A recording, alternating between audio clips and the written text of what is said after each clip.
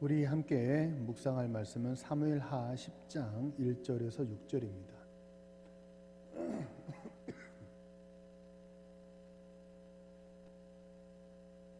사무엘하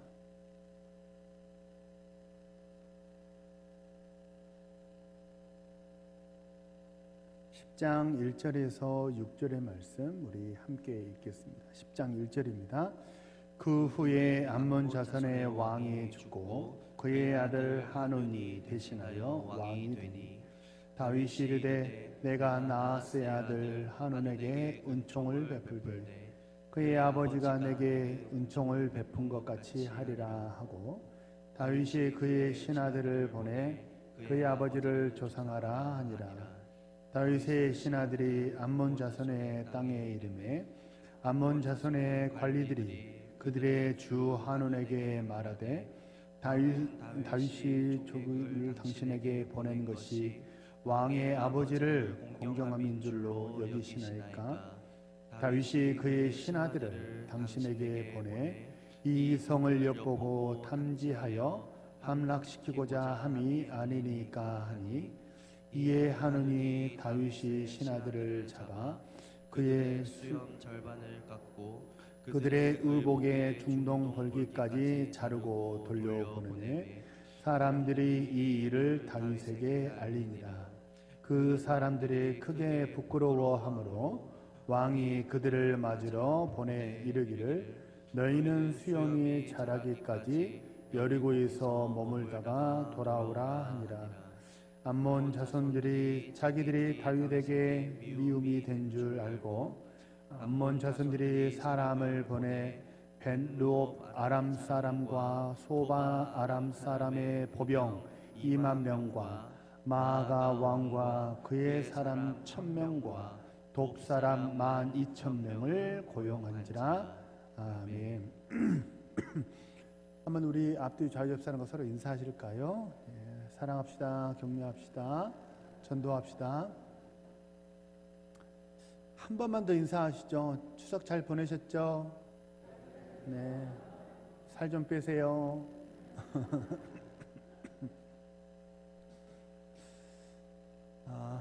명절들 잘 보내셨죠? 네. 복된 이 가을, 풍성한 이 가을 보내시는, 열매 맺는 이 가을 보내시는 우리 신실한 주의 백성들 되시기를 축복합니다. 오늘은 성령의 역사는 자연스럽습니다 라는 말씀을 나누고자 합니다. 오늘 본문은요, 다윗이 은혜를 베풀었어요. 하지만 그 은혜가 되려 오해를 불러일으키고 공격의 빌미가 되었던 사건을 이렇게 소개합니다. 내 마음이 선하다고 해서 받는 사람도 그것을 선의로 받는 것은 꼭 그렇게 되지만은 않는 것 같아요. 받는 사람이 오해하는 경우도 왕왕 있는 것 같아요. 진짜 참 제가 생각하는 참 건강한 관계, 좋은 공동체라는 것은 서로 진심이 주고받아지는 그런 관계라고 생각을 합니다.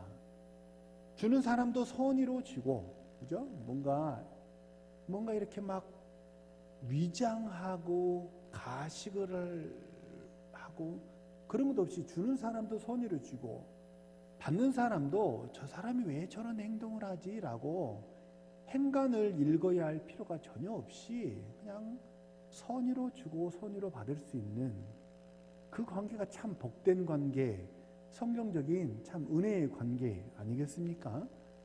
우리 사랑하는 모든 성도님들, 우리 동은교회는요, 진심으로 베풀고 섬기는 그런 아름다운 복된 관계를 만들어가는 우리 성도님들 되시기를 축복합니다. 무슨 은혜를 받았는지는 잘 몰라요. 성경에 기록이 되어 있지 않기 때문이에요.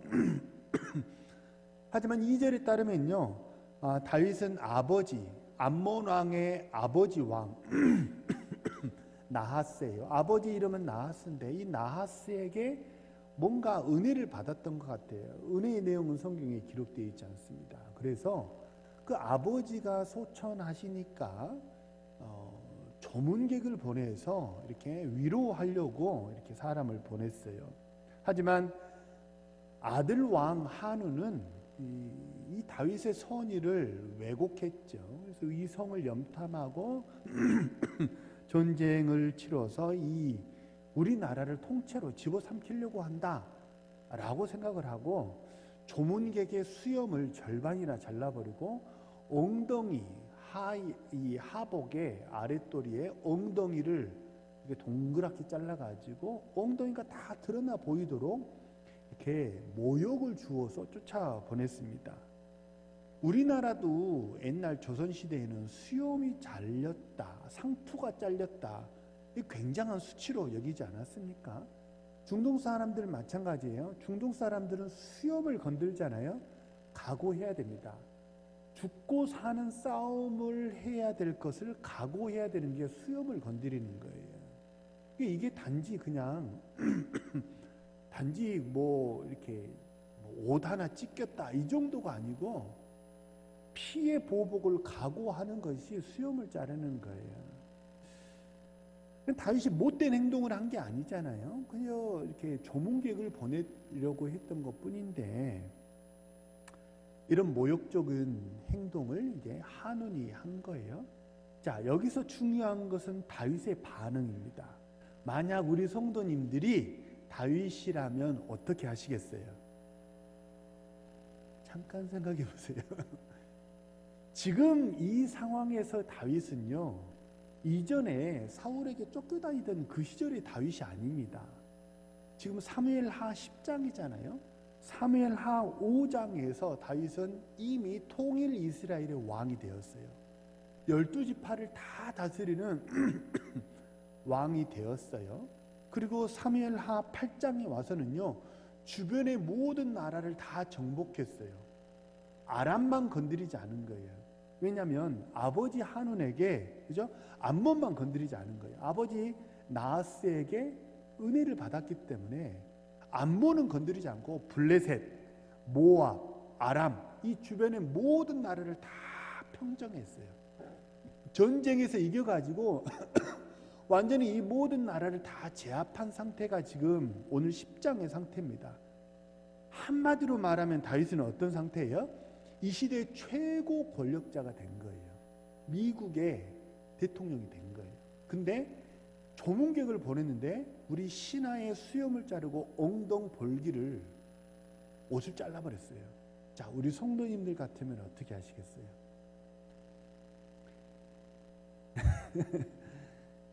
굳이 말하지 않아도 너무 괘씸하죠. 내가 뭐 잘못한 것도 없는데. 사람이 힘이 없을 때는 참아야 합니다. 왜요? 힘이 없으니까.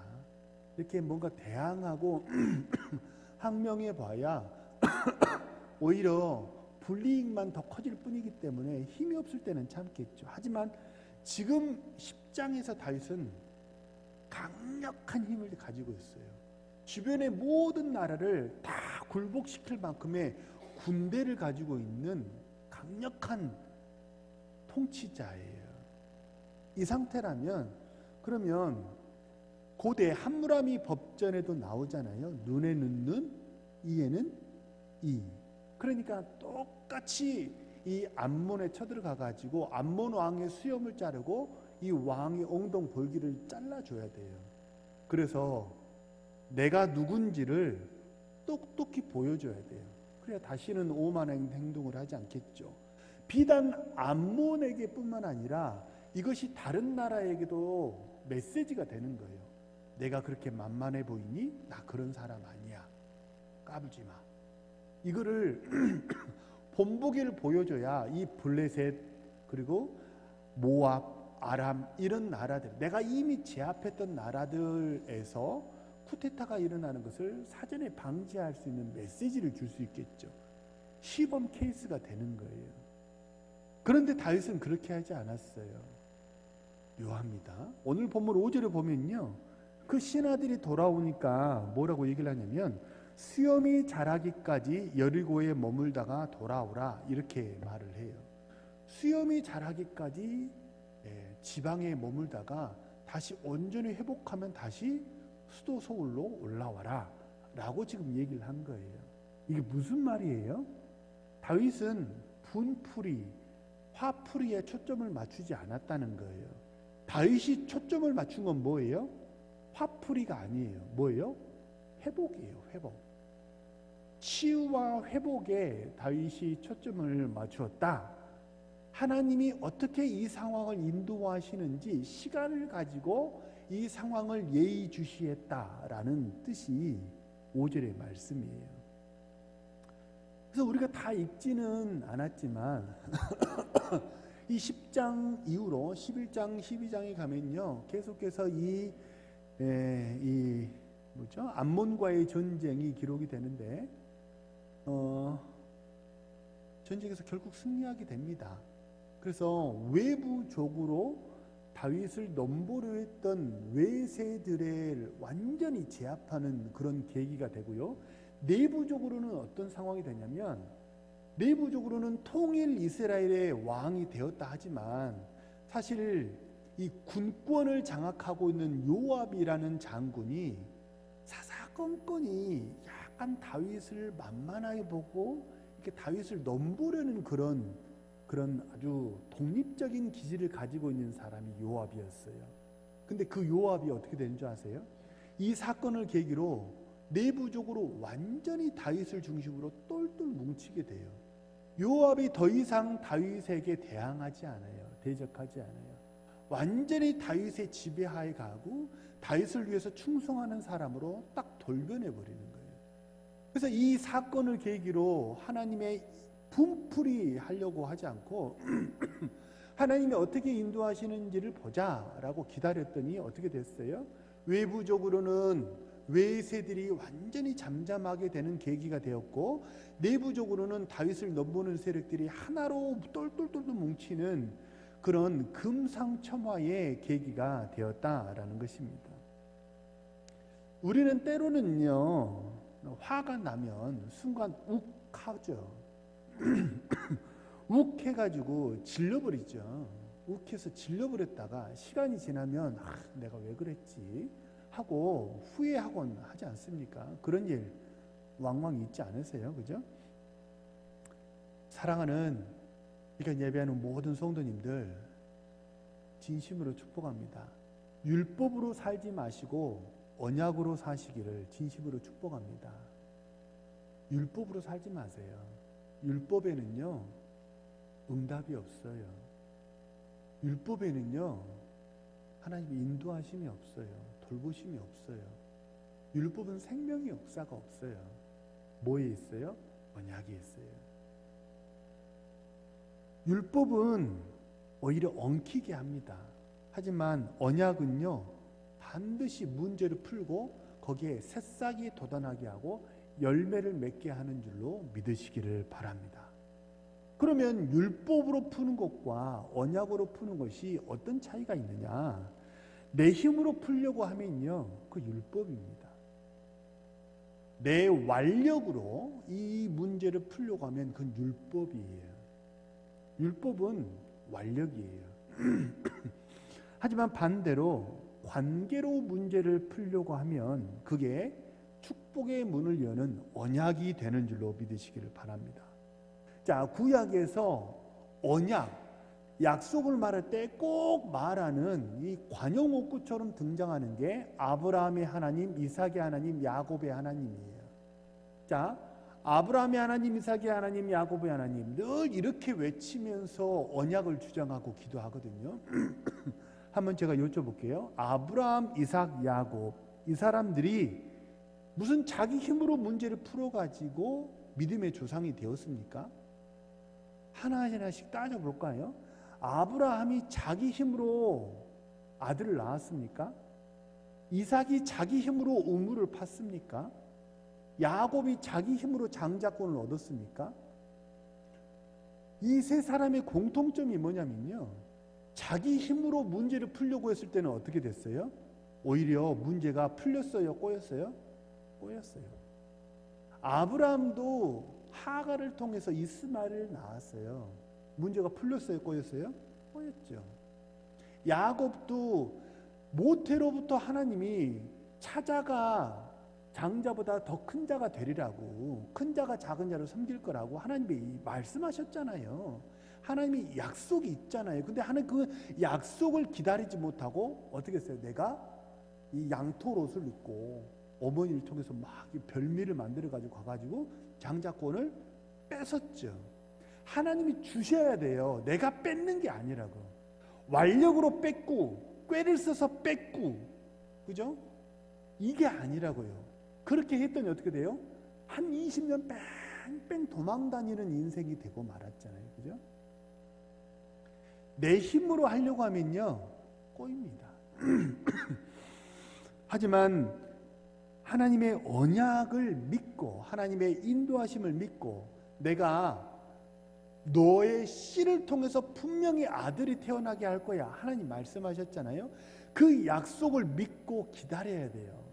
인내는 썩 즐겁지 않아요. 하지만 믿고 기다리면 모든 일이 자연스럽게 아주 아름답게 하나님께서 열매 맺게 하실 줄을 믿으시기를 바랍니다.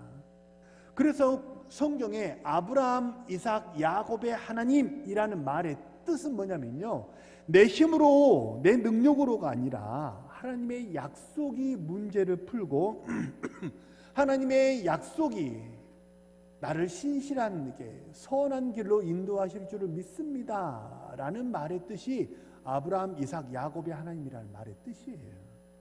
내가 문제를 풀지 않아요. 하나님의 약속이 문제를 풀고 내 인생을 복된 길로 인도하실 줄로 믿습니다.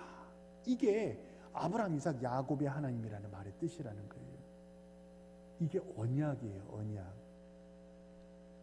만약 언약이 없잖아요. 그럼 우리가 이 시간 여기 와 있을 필요가 없어요. 언약이 없으면 우리가 이 시간 예배할 필요가 없어요. 언약이 없으면요, 두 주먹 불끈 쥐고 주일에도 일요일이라 말하는 이날에도 공부하는 학생은 열심히 공부하고 장사하는 사람 열심히 장사해서 돈을 벌어야 됩니다. 왜냐하면 약속이 없기 때문이에요. 보장된 게 없기 때문이에요. 그래서 어떻게 해야 돼요? 내가 개척해야 돼요. 소년 가장의 인생을 사는 거예요. 하지만 언약의 관계로 하나님과 딱 이렇게 연결이 되어 있잖아요. 그러면 어떻게 되는 줄 아세요? 하나님은 문제 가운데 쓰러지도록, 넘어지고 쓰러지고 자빠지도록 하나님이 우리를 내버려 두지 않으시고 우리를 결국 선한 길로 인도하실 줄로 믿으시길 바랍니다. 그 차이가 있는 거예요. 내가 하는 게 아니고 뭐예요? 이끌려 가는 거예요. 성령의 인도하심에 이끌려 가셔야 돼요. 그러려면 적어도 성령이 나를 어떻게 이끌어 가시는지 가만히 서서 좀 봐야 되는 거예요. 그래서 하나님이 하신다라고 말할 때 시편에 있는 시편 기자의 모든 고백을 봐보세요. 하나님이 하신다라고 말할 때는 가만히 서서라고 가만히 서서라는 말이 반복이 돼요.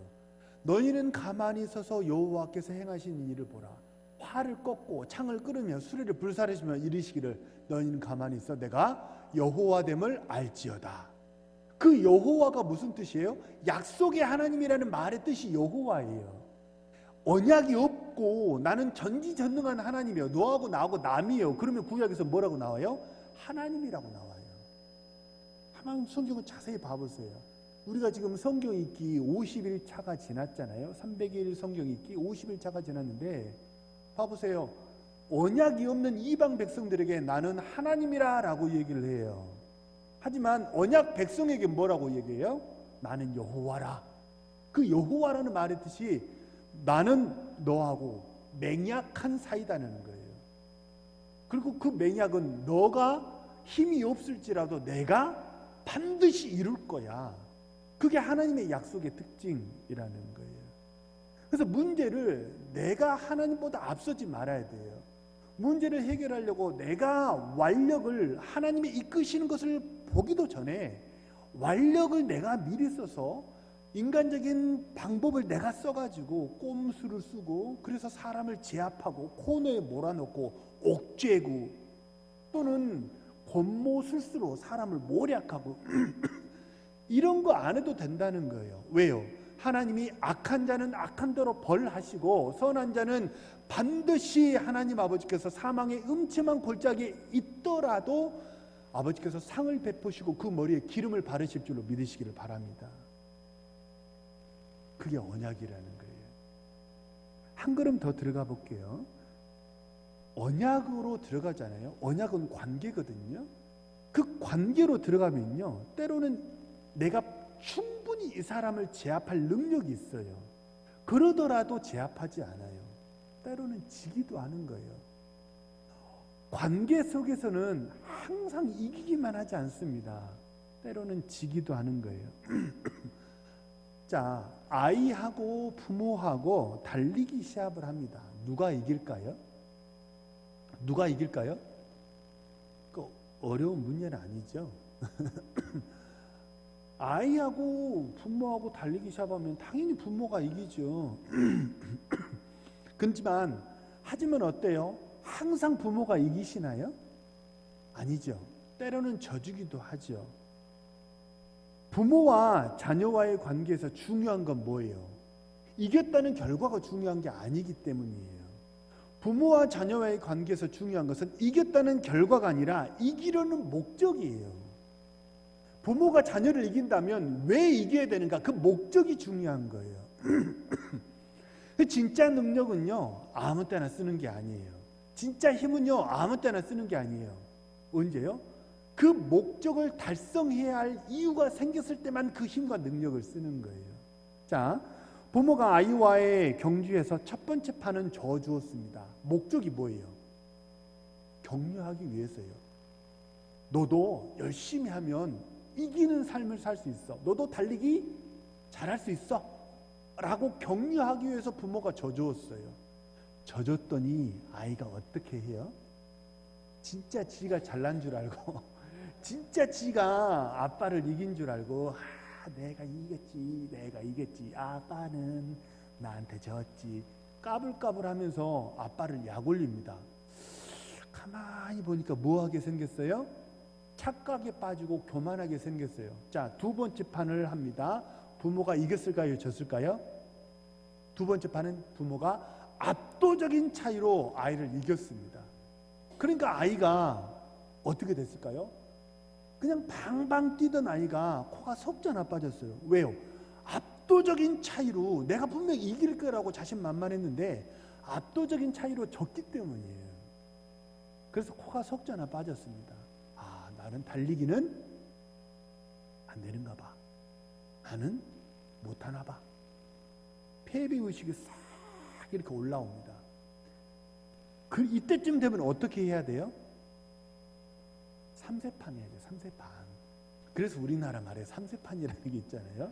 아이한테 한 번 더 하자고 3세판이라고 너하고 나하고 지금 1대1 아니냐고 한 번 더 해서 결승을 가보자고 해야 돼요. 그래서 세 번째 판을 했어요. 부모가 이겼어요? 졌어요? 졌어요. 왜 졌어요? 진 이유가 뭐예요? 격려하기 위해서예요.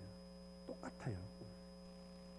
부모가 아이와의 경주에서 때로는 이기기도 했어요. 때로는 지기도 했어요. 하지만 모든 이기든 지든 결과와 상관없이 목적이 뭐예요? 아이에게 자신감을 주고 올바른 아이로 자녀가 자라기를 바라는 그 목적 하나인 거죠. 그래서 그 목적을 이루기 위해서라면 때로는 이기기도 합니다. 그 목적을 이루기 위해서는 때로는 뭐 하기도 하는 거예요? 지기도 하는 거예요. 그래서 관계로 들어가면요, 항상 이기기만 하는 게 아니에요. 실력으로 따지면요, 간단합니다. 이기면 됩니다. 근데 관계로 들어가면 막 복잡해요. 생각을 해야 돼요. 이 아이의 마음이 어떨까? 헤아려야 돼요. 생각을 해서 때로는 이기기도 하고 진다면 어느 정도의 차이로 이 아이와 져야 하고 내가 이긴다면 어느 정도 차이로 이겨야 하는지 막 생각을 해야 돼요. 복잡하죠? 왜 복잡해요? 복잡한 이유가 뭐예요? 딱 하나밖에 없어요. 복잡한 이유는 뭐 하기 때문이에요? 사랑하기 때문이에요. 사랑하면 복잡해지는 거예요. 반대로 사랑이 없잖아요. 거래는 어때요? 거래는 단순합니다. 거래는 복잡할 이유가 없어요. 거래는 무조건 이기면 됩니다. 그리고 거래는 무조건 내가 이문을 취하기만 하면 되는 거예요. 장사치의 목적은 이문이에요. 그러니까 장사치는 세임법이 간단합니다. 단순합니다. 복잡하지 않아요. 내가 이렇게 하면 저 사람이 어떻게 생각, 그런 거 소용없어요. 부부싸움도 마찬가지입니다. 세상에서 제일 어리석은 사람이 부부싸움에서 이겼다고 좋아하는 사람이에요. 중요한 건, 부부싸움에서 중요한 건 뭐예요? 이겼다는 결과가 아니에요.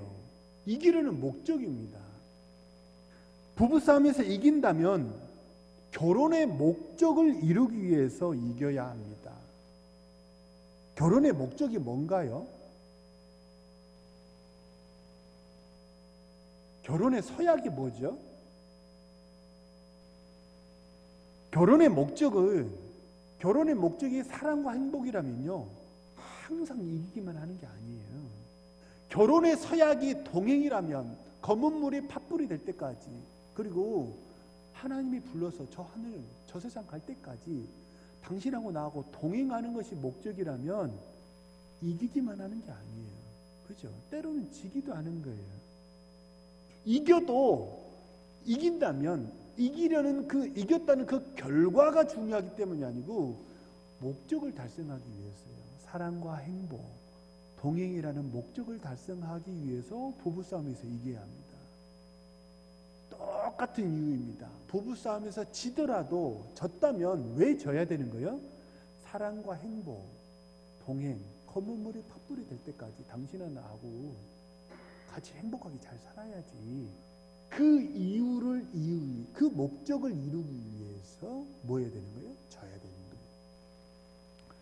교회도 마찬가지입니다. 교회에서 내 주장이 관철되었다는 것보다 훨씬 더 중요한 건 뭐예요?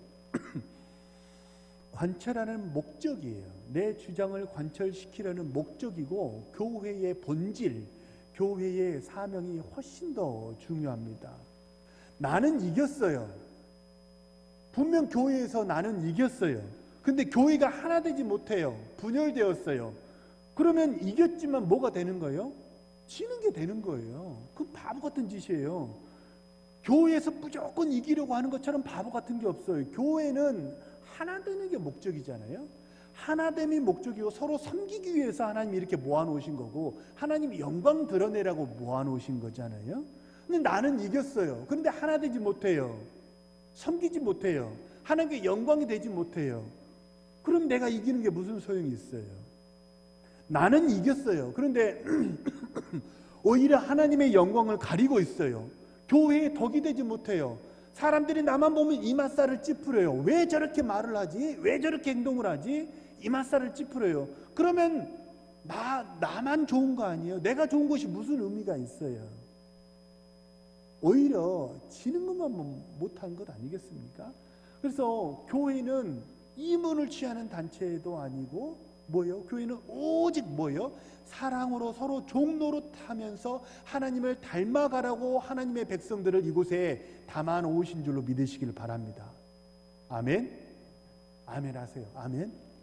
그렇다면 뭐 해야 돼요? 하나님을 닮아가로, 사랑과 섬김으로 하나님을 닮아가라고 하나님께서 이 교회에 우리 성도들을 모아 놓으셨다면 주장하는 것이 능사가 아니에요. 죄의 길로 빠져가고 있다면 주장을 해야 됩니다. 하지만 의의 길로 가고 있는데 내 마음에 들지 않다고 주장하는 건 옳지 않다는 거예요. 교회를 깨뜨리는 거예요. 반대로 죄의 길로 가고 있다면 침묵하는 게 잘못이에요. 외쳐야 합니다. 선지자처럼 외쳐야 하고 제사장처럼 물어야 됩니다. 눈물이 있고 뜨거운 사랑의 불이 있는 우리 동교회 성도님들 되시기를 축복합니다. 불이 있고 물이 있어야 돼요. 뜨거운 불이 있어야 되고 눈물이 있어야 돼요. 쓰러져가는 성도를 향한 안타까운 눈물이 있어야 하고, 하나님을 향한 사랑과 성도를 향한 사랑의 불이 우리 안에 있어야 돼요. 그게 뭐예요? 하나님의 교회인 줄로 믿습니다. 그것이 목적이라면 뭐 해야 돼요? 이기기만 하는 게 능사가 아니에요. 담임 목사도 마찬가지예요. 늘 지시만 하는 게 목적이, 그것이 능사가 아니에요. 때로는 져야 돼요. 뭘 위해서? 하나님 영광을 위해서, 성도가 하나 되기 위해서. 중직자도 마찬가지고 모든 성도도 마찬가지고 주일학교 학생들도 다 오직 이 하나의 원리로 교회가 뭉쳐야 합니다. 그러면 하나님께 영광이 되고 이 땅에는 평화와 은혜가 될 줄로 믿습니다. 세상에는 사울의 인생이 있고 다윗의 인생이 있어요. 이기는 것에만 목적을 두면요, 항상 이기려고만 하면요, 사울의 인생이 됩니다.